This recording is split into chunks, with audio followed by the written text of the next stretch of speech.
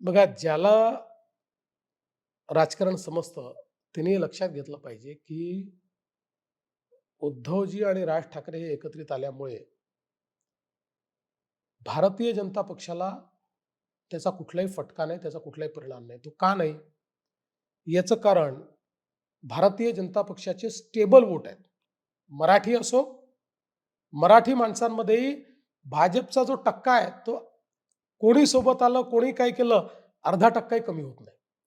आपण बघा 3 निवडणूक आम्ही म शिवसेनेच्या विरुद्ध निवडणूक लढलो ना आत्ता. 14लाही लढलो आणि आताही लढलो. 24लाही लढलो. प्रत्येक निवडणुकीमध्ये एक नंबरचा पक्ष भाजपच झाला. आमच्या 15-16 जागा मुंबईत विधानसभेच्या निवडूनच येतात. आता मराठी माणूस जर आमचा कट्टर वोटर नसता तर हे शक्य झालं असतं का शिवसेनेच्या समोर? त्यामुळे आमचा वोट हा कुठेही कमी होणारच नाही. आमचा मराठी आहे, आमचा अमराठी आहे.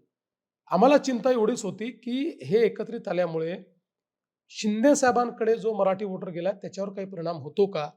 पण आमच्या असं लक्षात आलं, की त्याच्यावरही काही परिणाम होत नाहीये. आम्ही आपापसात वोट ट्रान्सफर नीट करतोय. त्यामुळे आम्हाला काही त्याची चिंता नाही. सीटांचं जे गणित आहे, त्या गणितामध्ये खरं म्हणजे हे खरं आहे, की आम्ही 160 म्हणत होतो, पण आमची अपेक्षा ही 145 ते 150 मध्ये होती.